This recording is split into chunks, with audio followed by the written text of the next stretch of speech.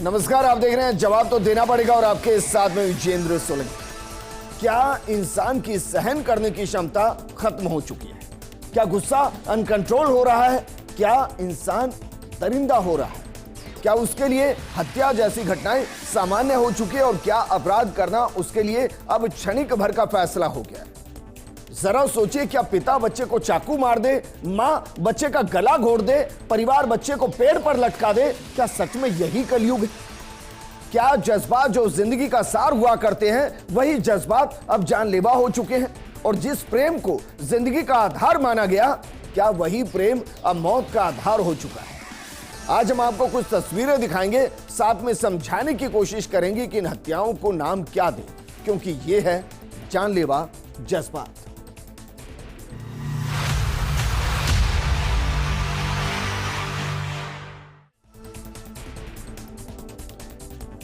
क्या वाकई में जानलेवा जज्बात अनकंट्रोल हो रहे हैं? इस मुद्दे पर बात करने के लिए हमारे साथ स्टूडियो में मौजूद हैं हमारे मेहमान। उनसे बातचीत करें, लेकिन उससे पहले 6 तस्वीरें आपको दिखाते हैं। इन तस्वीरों को जरा गौर से देखिए, क्योंकि जो तस्वीरें हैं वो बता रही हैं कि प्रेम प्रसंग में युवक की हत्या की गई और युवक की जिस तरीके से गंगापुर सिटी में हत्या की गई, इसमें धार्मिक एंगल भी जोड़ा गया, क्योंकि यहां 4 मुस्लिम लड़कों ने न सिर्फ हत्या की बल्कि चाकू से बेरहमी से गोदा और फिर पत्थर से वार किया। बीकानेर के अंदर युवक युवती के शव मिले हैं। इसको हॉरर किलिंग कहा जा रहा है। पहले इसको ऑनर किलिंग कहते थे, लेकिन हम इसको हॉरर किलिंग कहेंगे, क्योंकि ऑनर के लिए किसी की हत्या नहीं होती है, लेकिन जिनको पाला बड़ा किया उनको क्षण भर में पेड़ पर लटका दिया गया। क्या वाकई में यही जज्बात बचे हैं? किराएदार ने दादी और पोते की हत्या की है। एक 6 साल के बच्चे की गर्दन को अलग कर दिया जाए, ये किस तरीके के जज्बात हैं? और कौन जिसका उनसे बहुत ज्यादा कुछ लेना देना था नहीं, उनकी हत्या की गई। उसके अलावा बेटे के सामने पति ने पत्नी की हत्या कर दी। जरा सोचिए, क्या बेटे के जहन में चल रहा होगा और क्या बेटा सोच रहा होगा जब उसके पिता ने उसकी मां को जान से मार दिया। इसके अलावा मां ने 1.5 महीने के बच्चे का गला काट दिया। क्यों काट दिया आप सोचेंगे, और जब जानेंगे तो आपकी रूह कांप जाएगी। मां चैन की नींद सोना चाहती थी, बच्चा रोया बिलखा तो जरा सोचिए, महज 1.5 महीने के बच्चे को जान से मार दिया गया, उसको हमेशा के लिए सुला दिया गया। और मां के प्रेम को अटूट प्रेम कहते हैं कि मां कुछ भी कर गुजरे, वो इस हद तक गुजर गई कि बच्चे को ही जान से मार दिया, 1.5 महीने के बच्चे को मार दिया। और यहां पिता ने बेटे को चाकू से मार दिया। अब जरा सोचिए, ये किस तरीके के जज्बात हैं जो जानलेवा हो रहे हैं। हमने सोचा सुना था कि भाई मां का प्रेम इतना टूट कि वो कुछ भी कर गुजरे, वो जान ले रही है। पिता जिसके लिए कहते हैं कि वो 24 घंटे इसलिए दौड़ता है कि उसके बच्चे बड़े होकर अच्छे से इंसान बन पाए, वो खुद इंसान नहीं बन पा रहा, वो जान ले रहा है। और जिस प्रेम को जिंदगी का आधार कहते हैं, उस प्रेम के चक्कर में हत्याएं की जा रही हैं। इस पर बात करने के लिए हमारे साथ मौजूद हैं बीजेपी प्रवक्ता शैलेंद्र गुर्जर जी, कांग्रेस प्रवक्ता और महासचिव स्वर्णिम चतुर्वेदी जी, मनोचिकित्सक अनीता गौतम जी और रिटायर्ड आरपीएस योगेंद्र जोशी जी। योगेंद्र जी, भाई क्रिमिनल को पुलिस पकड़े तो समझ में आता है, लेकिन इनमें से जो तस्वीरें दिखाई, इनमें कोई क्रिमिनल नहीं है। सब एक दूसरे को जानते हैं, सब परिवार से, और कुछ रिश्ते ऐसे हैं जिन पर हमेशा अटूट भरोसा किया गया और वो जानलेवा हो रहे हैं। क्या पुलिस के लिए एक बड़ी चुनौती है कि अब हत्याएं और हत्यारे कुछ अलग तरीके के? विजेंद्र जी, आपने बिल्कुल सही कहा है, और ये पुलिस के लिए चुनौती, समाज के लिए चुनौती बन रहे हैं। ठीक बात। और अगर आप जाएंगे तो थाना अपने आप में चुनौती है। अगर आप वहाँ रिपोर्ट लिखाने भी जाएंगे तो वहाँ पहले से ही टेंशन भरा हुआ मिलेगा आपको। वहाँ भी रिलैक्स नहीं है, थाने में भी, कि भाई थाने वाले आपको कोई मदद कर सकें, ऐसी स्थिति में नहीं है। मैं देखता हूँ कई बार जाके तो देखता हूँ तो वहाँ भी हापाधापी मच रही है। वहाँ भी 10-10, 20-20 लोग बैठे हुए हैं, उनकी रिपोर्टें सुनी नहीं जा रही, वो सुना नहीं पा रहे। कांस्टेबल और थानेदार इतने बिजी हैं कि उनसे बात करने का उनके पास समय भी नहीं मिल पाता है। तो ऐसी स्थिति होते हुए समाज की स्थिति इतनी खराब है। अब आप देखिए, जहाँ मैं रहता हूँ वहाँ रात्रि में नीचे है ना, वो पिताजी आते हैं दारू पीने के बाद में और वो लड़ाई झगड़ा करते हैं घर में। अब मैंने मकान मालिक से कह दिया भाई या तो इनको सही करो, और उसको खुद को कह दिया। अब स्थिति यह है कि मैं थाने में क्यों नहीं कह पा रहा, क्योंकि उनके परिवार का आपस का उस झगड़े को कैसे थाने में ले जाया जाए, उस परिवार को अब उसको समझा सकते हैं बैठा करके, लेकिन उसके घर की क्या परिस्थितियां ऐसी हैं जिनमें उसकी मदद नहीं कर पा रहे हैं, और पुलिस तो कर ही नहीं सकती। आप जाएंगे पुलिस कंप्लेंट दर्ज कर लेगी, लेकिन इस प्रकार की जो हत्याएं हैं उनको रोकने के लिए हमारे को बीट कांस्टेबल, पुलिस की कार्यप्रणाली, कानून, इनमें सब में परिवर्तन करना होगा। सर, कैसे परिवर्तन करेंगे? सोचिए 1.5 महीने का बच्चा है जो बेचारा जाग रहा है, उसकी मां को सोना है और इसलिए उसको जान से मार दी, क्या ही कर लेगी पुलिस?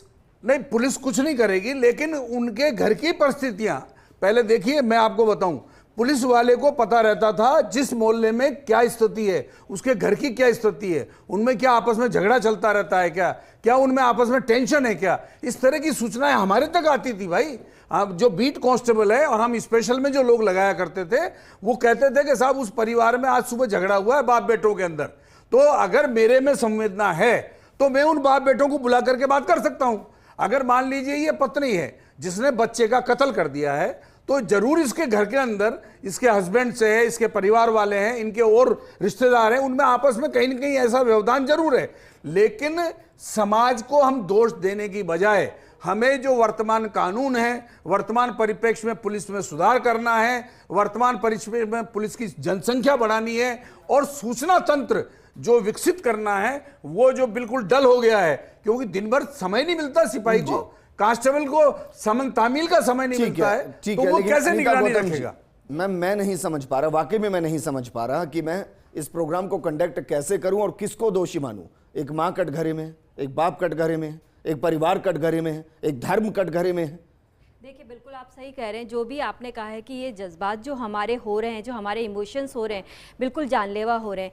जितनी भी घटनाएं हुई हैं सब अलग अलग तरीके की हुई है। अगर सबसे पहले हम बात करें माँ की, तो एक माँ ने अपने 1.5 माह के बच्चे को गले चाकू से काटा है। चाकू से काटा मतलब उसने कहीं से उठकर पहले चाकू लिया है, फिर उसके ऊपर अटैक नहीं किया, गले के ऊपर वार किया। इसका मतलब है कि उस समय उसकी मानसिक स्थिति बिल्कुल भी सही नहीं है। कई बार ऐसा होता है कि डिलीवरी होने के बाद जिसको हम बोलते हैं पोस्टमार्टम साइकोसिस, जिसके अंदर माँ की मानसिक स्थिति काफ़ी हद तक ख़राब हो जाती है, इस तरीके से कि उसको समझ में नहीं आता है कि वो अपने बच्चे पे अटैक कर रही है। कई बार उनको लगता है ये बच्चा मेरा नहीं है, किसी और का है, या कोई भी ऐसी स्थिति जिसके अंदर वो अपने बच्चे पे अटैक कर सकती है। तो हो सकता है ऐसी ही वो स्थिति से गुजर रही हो, मानसिक स्थिति से जिसके चलते उसने अपने बच्चे को से ही तो गुजर रहे हैं मैम। बाप बिल्कुल, चाकू मारा, पर हाँ चाकू मार, वो भी बिल्कुल, ये भी अगर मैं बात करूं में हत्याएं कर दी जा रही हैं, तो सारी कंडीशंस बिल्कुल अलग अलग है। इसको कि यही कलयुग नहीं, बिल्कुल ये सारी कंडीशंस अलग अलग है। मैं सबको एक ही कटघरे में नहीं खड़ा कर सकती कि सबके सब अभी बहुत एग्रेसिव हो गए और उस एग्रेशन के अंदर करा। अगर पिता ने भी करा है तो नशा एक बहुत बड़ा कारण है। हो सकता है उसकी मानसिक स्थिति भी बिल्कुल ठीक नहीं है, जिसके चलते उसने अपने बच्चे पे अटैक करा है। अटैक करने का कारण क्या है कि ये मेरा बेटा नहीं है, या फिर ये मेरी बात नहीं मानता, या मेरी बात नहीं सुन रहा, या नशे के चलते इसने करा है।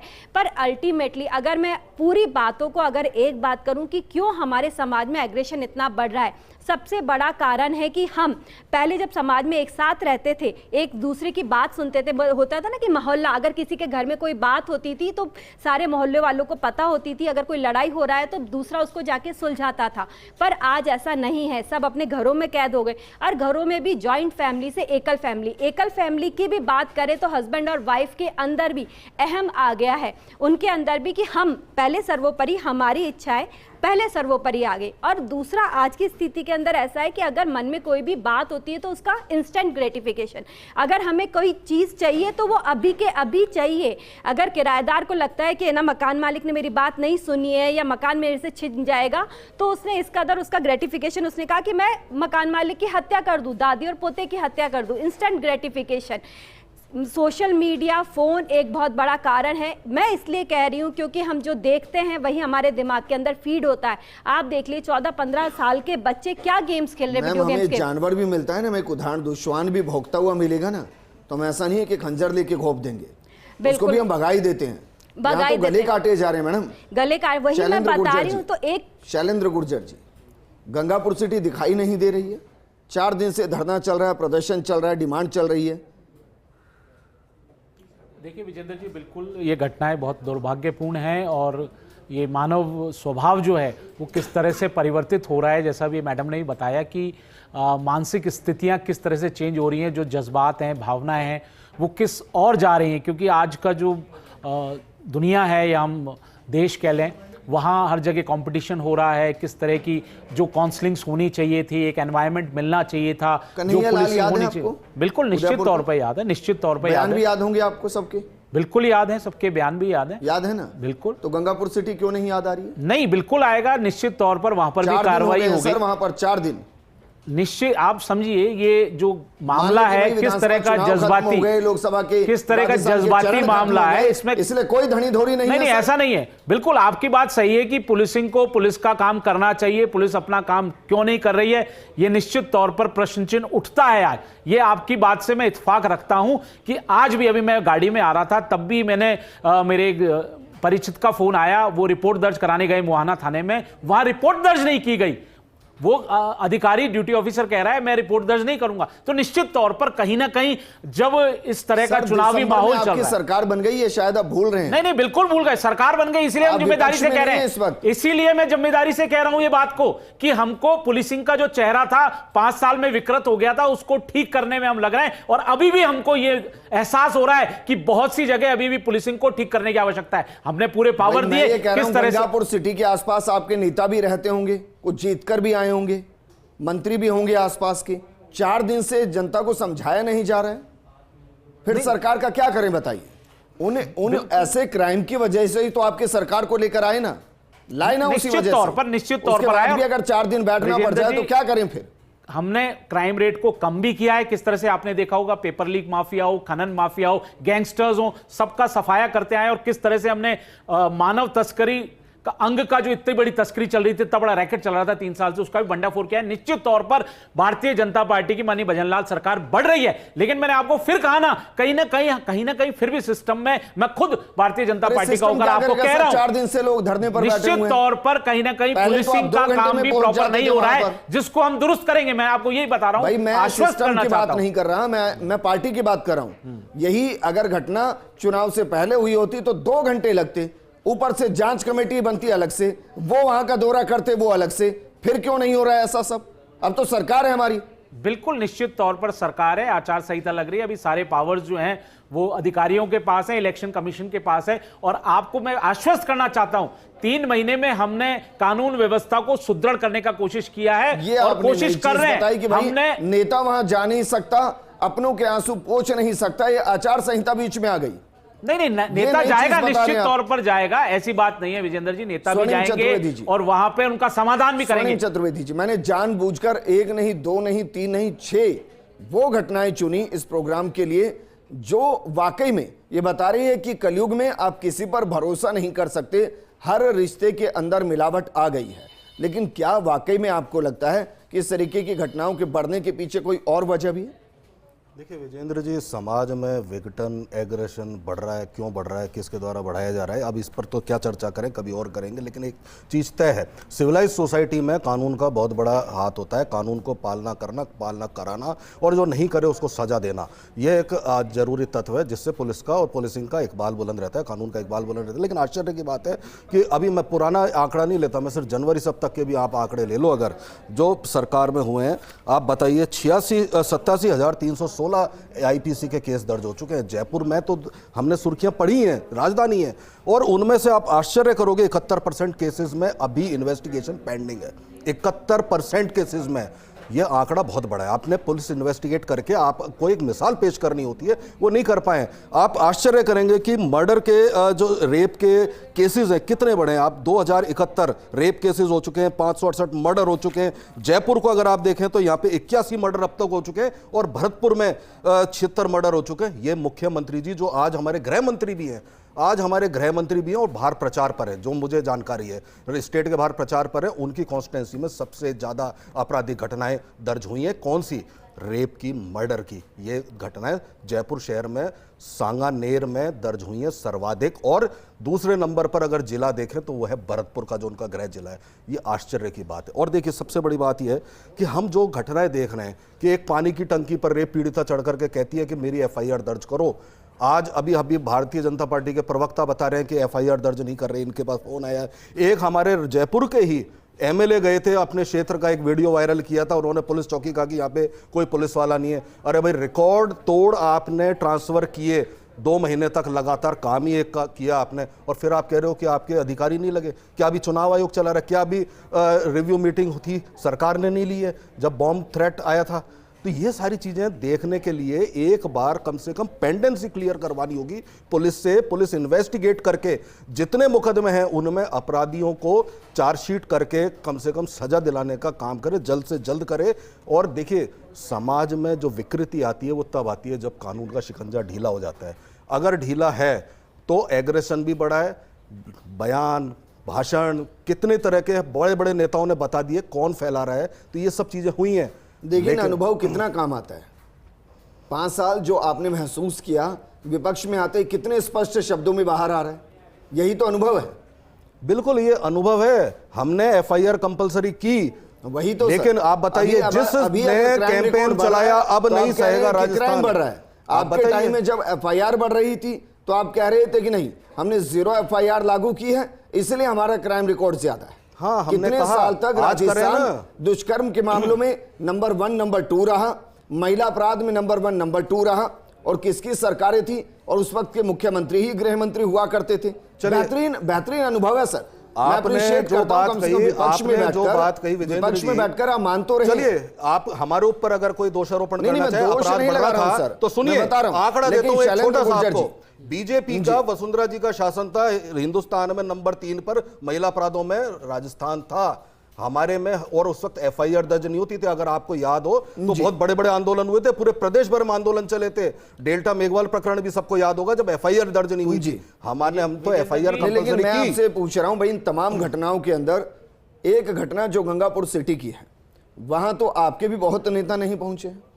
बहुत नेता क्यों कैसे नहीं पहुंचे? हमारे तो जो स्थानीय नेता तक वहां धरने पर बैठे हैं साहब, पता करिए। और कोई ऐसी घटना नहीं है। अगर 17 वर्षीय की कल चूरू में लड़की ने आत्महत्या की रेप के बाद, उसकी ने गोली खा करके, हमारे नेता पहुंचे। हर जगह जाएंगे, हर जगह पहुंचते हैं। लेकिन आश्चर्य की बात यह है कि अब नहीं सहेगा राजस्थान का नारा देकर के भ्रमित करके राजस्थान में जब सत्ता में आ गए, वो मुख्यमंत्री कहां है? भाई कहां है वो मुख्यमंत्री? अगर कोई समस्या आ रही है तो विपक्ष आपके पास पहले पहुंचेगा। बस ये तय होना है उस वक्त की विपक्ष में बैठा कौन है। पहुंचना तो विजय जी सरकार को चाहिए, पहुंचे सरकार और घावों पे भाई कोई मरहम तो लगाए। होगा। मैं इसलिए कह रहा हूं कि किराएदारों का वेरिफिकेशन नहीं हो रहा है। अब ये पुलिसिंग की समस्या है, कोई और समस्या है, क्योंकि आपके पुलिस के बड़े बड़े अधिकारी कह चुके हैं इस बारे में। निश्चित तौर पर विजेंद्र जी, बिल्कुल स्पष्ट तौर पर पुलिस ने कह रखा है कि अगर आपके कोई किराएदार रहता है या कोई नौकर आता है, उसका पुलिस वेरिफिकेशन कराएं। तो कहीं ना कहीं समाज भी निग्लेक्ट करता है, इग्नोर करता है कई चीजों को। वो भी हमको समझाने की आवश्यकता है, प्रचार प्रसार की आवश्यकता है। लेकिन जहां तक बात रही कांग्रेस की, अब आप बताइए, कांग्रेस पार्टी को यह जानकारी नहीं है कि 2 महीने में आते ही हमने paper leak mafia, gang mafia और भ्रष्टाचार से संबंधित अपराध से जुड़े हुए 23,732 से ज्यादा गिरफ्तारियां कर ली है। 21,000 से ज्यादा अपराधियों को पकड़ा है। सुनिए, अरे सुन लीजिए, आपने जो रायता फैलाया था, कानून व्यवस्था चौपट कर दी थी, उसको पटरी पे लाने का काम कर रहे हैं। हमने खनन माफियाओं को 2126 से ज्यादा खनन अपराधियों को पकड़ने का काम किया। आपने किस तरह से शिक्षा मॉडल, अरे गहलोत सरकार का शिक्षा मॉडल किडनियां बेचने का काम कर रही थी। 3 साल से एसएमएस अस्पताल किडनियां बेचने का काम कर रहे थे। आपने वहां पे माफिया को बनवा दिया अंग, सबसे घना काम किया ये मजनलाल सरकार थी, जिसने उस माफिया को शिकंजे में लिया, भंडाफोड़ किया। अरे आप सुनिए, और किस तरह से भरतपुर संभाग में 34% साइबर क्राइम में कमी आई है। आपके समय से अभी हमारा क्राइम रेट कम हुआ है, लेकिन फिर भी मैंने कबूल किया कि कई जगह भी हमको सिस्टम को सुधारने की आवश्यकता है, क्योंकि पुलिसिंग अभी भी हमको उस पटरी पे नहीं दिख रही है जिस पटरी पे होनी चाहिए। अगर जनता चाहती है तो उनकी रिपोर्ट दर्ज होनी चाहिए, उनको सम्मान मिलना चाहिए। भाई कमी को स्वीकारना चाहिए, अच्छी बात। निश्चित तौर पर कह रहा हूं, और हमने कोशिश करके 4 महीने का आंकड़ा बता रहा हूं मैं आपको, 10,000 से अधिक अपराधियों को पकड़ा। कितने ही मोस्ट वारंट थे, कितने ही फरारी थे, कितने ही हैबिचुअल ऑफेंडर थे, कितने। मेरे पास ये जानकारी नहीं, लेकिन बताइए क्या वाकई में अगर कोई किसी को किराएदार रखता है और किरायानामा नहीं बनवाता है, उनका वेरिफिकेशन नहीं करता है, तो क्या मकान मालिक के खिलाफ कोई केस दर्ज होता है? कानूनन होता है ऐसा? देखिए, इन्होंने कर रखा है कि उसके खिलाफ 122 की कार्रवाई करने के लिए इन्होंने प्रावधान रखा है कि अगर मान लीजिए वो सूचना नहीं देता है तो उसके खिलाफ 122 की कार्रवाई करेंगे। ये ऐसा कहते हैं कि भाई आपकी जिम्मेदारी बनती है, अगर आप सूचना नहीं देते हैं, मकान मालिक नहीं देता है, कोई सोसाइटी का अध्यक्ष नहीं देता है, तो आपने सूचना नहीं दी, इसकी आपके खिलाफ कार्रवाई करेंगे। एक इस तरह सा पेश होता है, ये किया गया है, इसके अलावा कुछ भी नहीं है। लेकिन मूल जिम्मेदारी तो पुलिस की ही है, आप उन पे डालने की कोई आवश्यकता ही नहीं है। बीट कांस्टेबल किस लिए बनाए जाते हैं? वो एक एक घर का वेरिफिकेशन करे। तो मैं यही तो कह रहा था कि हमारे बीट कांस्टेबलों की संख्या ही नहीं है, हमारे पुलिस में संख्या बढ़ा ही नहीं रहे। पहले कांग्रेस गवर्नमेंट थी तब भी नहीं बढ़ाई, बीजेपी गवर्नमेंट आने के बाद तब भी नहीं बढ़ाई। आज भी कंप्लेंट्स कम से कम भी 2 लाख से ज्यादा कंप्लेंटें हैं जो कॉग्निजेबल ऑफेंस की हैं, वो पड़ी हुई हैं। आज जाओ आप थाने के अंदर तो आपकी एफआईआर बड़ी मुश्किल से दर्ज होती है। जब तक आप टेलीफोन नहीं कराओगे तो वो एफआईआर जैसे पहले होती थी वैसे ही आज स्थिति है। मेरे तो ये समझ में आता है कि मेरे को तो कोई परिवर्तन अभी तक नजर नहीं आया के साथ कांग्रेस गवर्नमेंट गई है, बीजेपी आ गई है, तो पुलिस के काम करने के तरीके में परिवर्तन आ गया हो, एक्सीडेंट्स में परिवर्तन आ गया हो, या पुलिस फील्ड में बहुत ज्यादा सख्ती से काम कर रही हो, ये परिवर्तन आ गया हो। तो अभी काम करने की बहुत जरूरत है। और एफआईआर जो दर्ज हो रही है, आप देखिए मेरी जेब में लिखा हुआ है, मैंने जो कंप्लेंट दर्ज कराई थी, मैंने एफआईआर दर्ज कराई थी, उसको कंप्लेंट में दर्ज कर रखा है। अगर आप में हिम्मत हो तो मुझसे लेके जाए, कॉग्निजेबल ऑफेंस की एफआईआर है, लेकिन दर्ज नहीं की, उसको कंप्लेंट में दर्ज कर दी। अब आप बताइए इससे ज्यादा और क्या हो सकता है? जोशी साहब को बता देना चाहता हूं, जोशी साहब, जब से भारतीय जनता पार्टी की माननीय भजनलाल सरकार आई है, आपने भी देखा पेपर लीक माफियाओं पे कार्रवाई हुई, शिकंजा कसा गया है, खनन माफियाओं पे कार्रवाई हुई, हमने साइबर क्राइम 34% कम कर दिया है। किस तरह से मानव तस्करी हो रही थी, अंग की तस्करी, उसका भंडाफोड़ हमने करने का काम किया है। 10,000 से अधिक अपराधी पकड़े। अभी मैंने आपको बताया ना, 2 महीने में हमने 27,372 गिरफ्तारियां कर ली है। निश्चित तौर पर मैंने कंप्लेंट कहीं कमी है, जोशी जी यही बोल रहा हूं, कहीं कमी है, उसको भी दुरुस्त करेगी माननीय भजनलाल सरकार, बिल्कुल दुरुस्त करेंगे। मैं आज आपके इस चैनल के माध्यम से कहना, जोशी जी, मैं इस चैनल के माध्यम से निवेदन करना चाहता हूं, पुलिस कमिश्नर से, जयपुर के पुलिस कमिश्नर से, डीजीपी से राजस्थान के, सब थानों पर आप वापस एक बार सूचना करें कि अगर कोई भी परिवादी आता है, कंप्लेंट लेकर आता है, उसकी कंप्लेंट दर्ज करें। अगर वो भी कमी है वो भारतीय जनता पार्टी की सरकार पूरी करेगी, मैं आपको निश्चित बताता हूं। ठीक है अनीता गौतम जी, फाइनल कमेंट मैं आपसे चाहूंगा। मैम, जो परिवारों के अंदर जो विकृति आई है, ये मनोरोगी है बेसिकली, इनका कोई इलाज है क्या? देखिए, मनोरोगी सारे के सारे नहीं कह सकते, पर यह है कि एग्रेशन बहुत ज़्यादा समाज में बढ़ रहा है। एक इम्पल्स होता है हाथ के हाथ उस पर एक्ट करना।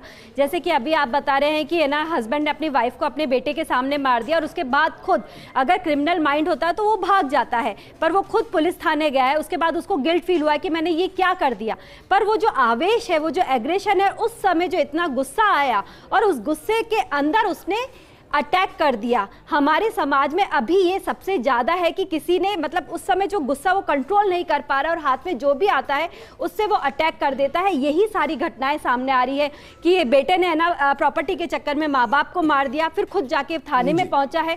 तो सबसे ज़्यादा जरूरत जो काम करने की, ये कैसे कम करे, हमें एक कम्युनिकेशन परिवार के अंदर संवाद बढ़ाना चाहिए कि क्यों ऐसा हो रहा है कि लोग एक परिवार में साथ रहते हुए भी हो कहाँ रहा है मैम? वही विडंबना है कि मोबाइल की बात नहीं कर पा रहे, क्योंकि मामला सरकार का भी नहीं है, मामला सिस्टम का भी नहीं है, मामला समाज का भी नहीं है, यहाँ परिवार के अंदर आके चीजें फंस गई है। देखिए, सीधी सी बात है विजेंद्र जी, समाज से नफरत को मिटाना होगा। जो नफरत परोसने वाले और देने वाले हैं उन लोगों को हटाना होगा। सीधी सी बात है, नफरत से ही एग्रेशन आता है, प्रेम का काम खिलाना होगा, मोहब्बत की दुकान खोलनी होगी। ये देख लीजिए ये क्यों एग्रेसिव हो रहे हैं। अरे करो ना, आपकी पार्टी है, सबसे बड़ी पार्टी है, जाओ प्रेम बांटो, बच्चों नफरत फैलाते हो। अगर आपका कंट्रोल नहीं है तो आपकी कोई बात नहीं, हम करेंगे ये काम। सिर्फ ये गलत आरोप लगाने कोई बात नहीं, हम करेंगे ये काम और करके दिखाएंगे पूरे देश में। चैलेंज जी, इस सवाल का जवाब तो दीजिए ना, माँ ने 1.5 महीने के बच्चे को क्यों मार दिया? देखिए, बिल्कुल निश्चित तौर पर मैंने बताया, ये मानवीय पहलू है, निश्चित तौर पर मानसिक विकृति का। शुक्रिया, लेकिन सोचिए जरा, आप कर क्या रहे हैं? अगर आपको वाकई में गुस्सा आ रहा है तो 10 मिनट के लिए घर से बाहर निकल जाइए। कम से कम घर में आएंगे तो वो सब मिलेंगे जिनको आप बहुत ज्यादा चाहते हैं। गुस्से के चक्कर में आप ऐसे कदम मत उठाइए कि जिंदगी भर पछताना पड़े। नमस्कार।